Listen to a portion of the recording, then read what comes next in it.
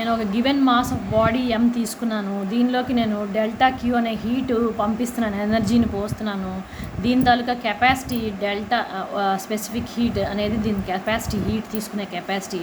Delta T అనేది ఈ heat వల్ల కలిగినటువంటి టెంపరేచర్ చేంజ్. ఒక ఎక్స్పెరిమెంట్లో నేను కంటిన్యూగా హీట్ సప్లై చేస్తున్నాను వాటర్కి. 0 minutesలో నేను స్టార్ట్ చేసినప్పుడు రూమ్ టెంపరేచర్లో ఉంది వాటర్ 30 degreesలోని. సో ఇట్లాగా 12th minute 45 degrees, 20th 60 degrees, 22nd 80, ఇలా పెరుగుతూ వచ్చింది. 24th minuteకి 100 degrees టచ్ అయింది. ఇంకా అక్కడి నుంచి ఇంకా ఫర్దర్ టైం అయితే మూవ్ అవుతుంది, హీట్ అయితే సప్లై అవుతూనే ఉంది, ఇంక్రీజ్ అవుతూనే ఉంది, కానీ టెంపరేచర్ మాత్రం కదలట్లేదు. మనకి జనరల్గా తెలుసు డెల్టా క్యూ ఎంతైతే పెంచుతామో అంత టెంపరేచర్ రైజ్ అవుతుంది. సడన్గా ఇక్కడ డెల్టా క్యూ అయితే కంటిన్యూ అవుతున్నప్పుడు మరి టెంపరేచర్ అనేది రైజ్ అవ్వకుండా ఈ డెల్టా క్యూ తాలూకా హీట్ ఎనర్జీ ఎక్కడికి వెళ్తున్నది? సో డెల్టా క్యూ సడన్గా దాని తాలూకా ఫంక్షన్ ఎందుకు మార్చుకుంది, ఎందుకు టెంపరేచర్ రైజ్ అవ్వట్లేదు? సో ఇక్కడ దాకా టెంపరేచర్ రైజ్ ఉద్యోగం చేసింది డెల్టా క్యూ. ఇంక ఇక్కడి నుంచి చేంజ్ ఆఫ్ స్టేట్, అంటే ఇది లిక్విడ్ స్టేట్లో ఉంది, ఈ వాటర్ ఇంకా వేపరైజ్ అవుతుందన్నమాట ఇక్కడి నుంచి.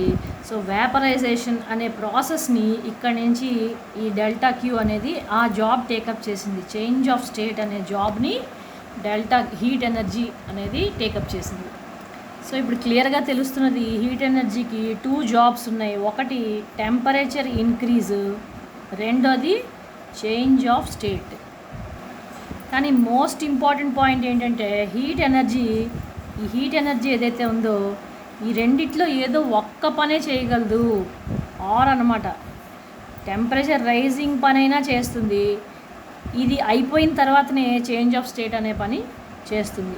ఇది చేస్తూ ఈ పని చేయదు, ఇది చేస్తూ ఈ పని చేయదు. ఇట్ ఈజ్ ఎండ్ కాదు, ఎప్పుడు కూడా రెండు కలిపి చేయదు, ఏదో ఒక్క పనే చేయగలదు. Heat will do 1 job at a time. అదే ఇక్కడ రాశాను. ఒక చిన్న ఎగ్జాంపుల్గా క్లారిటీగా అర్థం కావడానికి చెప్తున్నాను. ఇక్కడ ఒక 16 molecules ఆఫ్ వాటర్ ఉన్నాయి. ఫర్ ఎగ్జాంపుల్ 1 kg దీనిలో, అంటే ఉత్తినే జస్ట్ అర్థం కావడానికి ఒక 16 molecules ఉన్నాయి వాటర్. అయితే హీటు ఇలా సప్లై చేస్తున్నప్పుడు ఫస్ట్ మాలిక్యూల్ హీట్ ఎక్కుతుంది. ఈ మాలిక్యూల్ హీట్ ఎక్కాక దీనిలోంచి దీనిలోకి ఎనర్జీ పాస్ ఆన్ అవుతుంది. సపోజ్ ఇది 30 నుంచి 33 degreesకి వెళ్ళింది అనుకుందాం. దీని నుంచి ఎనర్జీ దీనికి వెళ్తుంది 33, మళ్ళీ అంటే ఆ 3 degrees డిఫరెన్స్ అనమాట. మళ్ళీ డెల్టా 3 degrees మళ్ళీ దీనికి వెళ్తుంది, దీని నుంచి దీనికి అలా ట్రాన్స్ఫర్ అయ్యి మొత్తం అన్ని మాలిక్యూల్స్ 3 అయ్యాక నెక్స్ట్ మళ్ళీ ఈ మాలిక్యూల్ 36కి వెళ్తుంది, మళ్ళీ 6 అంటే మళ్ళీ ఇంకో 3, మళ్ళీ ఇంకో 3, అలాగా ప్రతి ఒక్క మాలిక్యూల్ నుంచి ఇంకో మాలిక్యూల్ లాస్ట్ మాలిక్యూల్కి పాస్ అయిన తర్వాత ఈ రకంగా ఇంక్రిమెంటల్గా హీట్ ఎనర్జీ అనేది ప్రతి ఒక్క మాలిక్యూల్కి పాస్ ఆన్ అయ్యి అలా 100 degrees టచ్ అయ్యాక, అంటే all the 16 molecules 100 degrees touch అవ్వాలి. టచ్ అయిన తర్వాతనే ఈ 100 degrees టచ్ అవ్వాలి. ఏదో కొన్ని టచ్ అయ్యి కొన్ని అయిపోయి పైవి 100 వచ్చేసాయి కాబట్టి పైవి వేపరైజ్ అయిపోతే అలా లేదు.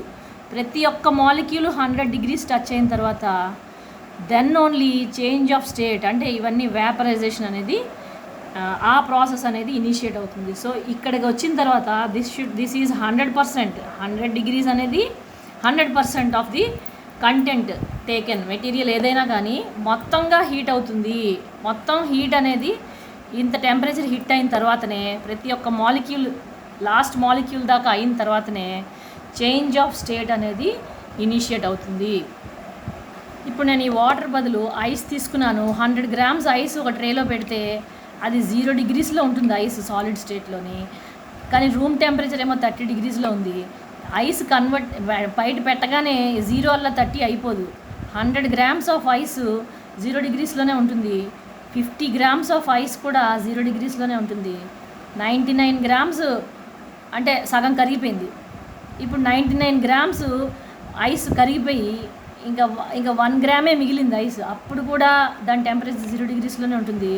అలాగే 100 grams ఆఫ్ ఐస్ ఫుల్గా ఐస్ అంతా వాటర్గా మారిపోతే 100 grams ఆఫ్ వాటర్గా మారిపోతే అప్పుడు చేంజ్ ఆఫ్ స్టేట్ అనేది కంప్లీట్గా 100% అయిపోతుంది.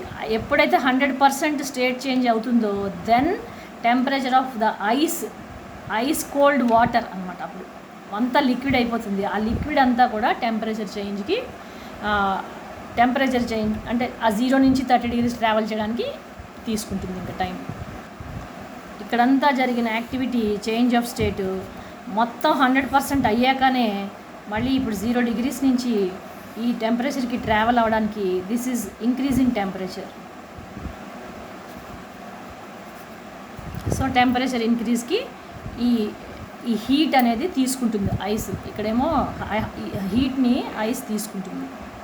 సో ఇప్పుడు ఇక్కడ జాగ్రత్తగా చూడండి, ఇక్కడ హైక్ ఆఫ్ టెంపరేచర్ ఉంది కాబట్టి ఇంక్రీజ్ ఆఫ్ టెంపరేచర్ అంటే డిఫరెన్స్ ఆఫ్ టెంపరేచర్ ఎగ్జిస్ట్ అవుతున్నది కాబట్టి మనకి ఇక్కడ delta Q is equal to MST అనే కాన్సెప్ట్ ఉంది. వేరాజ్ ఇక్కడ 0 degrees ఇక్కడ ఉంది, ఇక్కడ కూడా ఇంత త్రూ అవుట్ 0 ఉంది, కానీ చేంజ్ ఆఫ్ స్టేట్ అనేది ఉంది, హీట్ సప్లై అనేది ఉంది, మాస్ ఉంది, స్పెసిఫిక్ హీట్ ఉంది. ఈ ఫార్ములాలో మనకి ఇక్కడ డెల్టా టీ అనేది లేదు, బికాస్ ఇట్ ఈస్ 0 దాని వాల్యూ.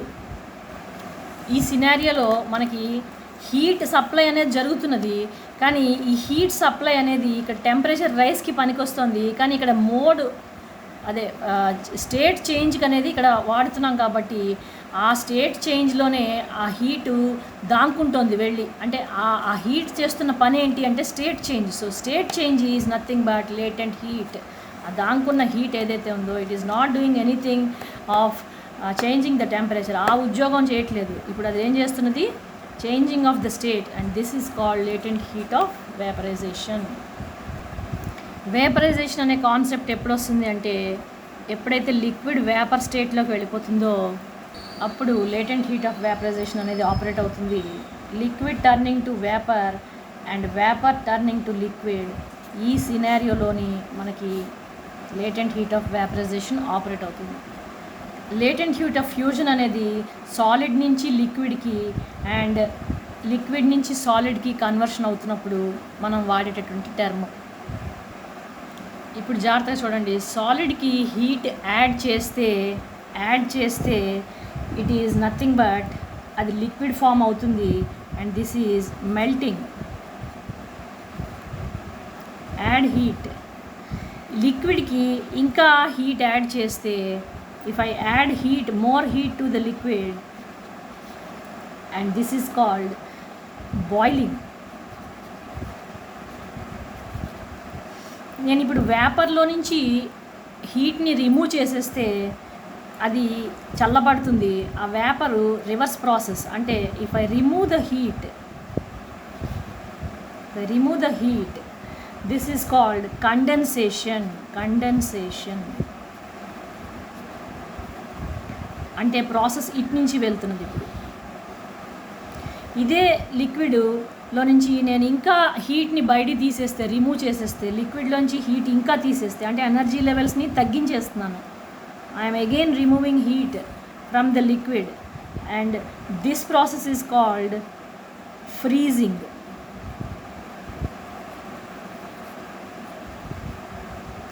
మళ్ళీ నేను హీట్ మైనస్ చేస్తున్నాను ఇక్కడ కూడా ఇది రివర్స్ ప్రాసెస్. సో ఈ కాన్సెప్ట్ అంతా తెలిసిన తర్వాత డెఫినేషన్ చెప్పుకుంటే చాలా చాలా క్లియర్గా అర్థమవుతుంది. Heat energy required for 1 kg of substance to change from one state into another state, forward or backward, vice versa.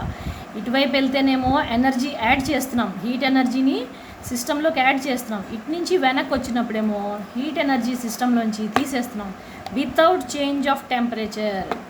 Only change of స్టేటే చూస్తాము, చేంజ్ ఆఫ్ టెంపరేచర్ అనేది చూడము. అందుకే లేటెంట్ హీట్ ఆఫ్ వేపరైజేషన్ కానీ లేటెంట్ హీట్ ఆఫ్ ఫ్యూజన్లో కానీ మనం only ఆ ఫార్ములాలో డెల్టా టీ అనే పదార్థం ఉండదు, ఇది ఉండదు. ఎందుకంటే దానిలోని వితౌట్ చేంజ్ ఆఫ్ టెంపరేచర్, దాని తాలూకా రోలే లేదు, టెంపరేచర్ చేంజే లేదు త్రూ అవుట్. ఇక్కడ కూడా టెంపరేచర్ చేంజ్ లేదు ఇక్కడ నుంచి ఇక్కడ చూస్తున్నట్లయితే. సో ఈ బిట్లోని టెంపరేచర్ చేంజ్ లేదు, ఈ బిట్లో టెంపరేచర్ చేంజ్, ఇది దాటిన తర్వాత ఉంది, దీనికి ముందు ఉంది, ఇది ఇక్కడ. So this is the concept of latent heat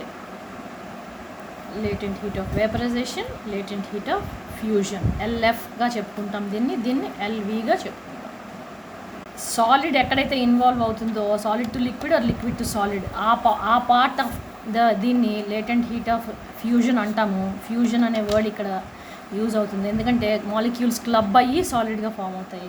ఇక్కడ ఏమైంది, liquid to vapour, vapour to liquid, ఏది జరిగినా లిక్విడ్ టు వేపర్ని వేపరైజేషన్ అంటాము, వేపర్ టు లిక్విడ్ని కూడా ఎల్బీగానే టర్మ్ చేస్తాము. లేటెంట్ హీట్ ఆఫ్ వేపరైజేషన్ అనేది ఇక్కడ మనకి ప్లేలోకి వస్తుంది ఈ బిట్లో.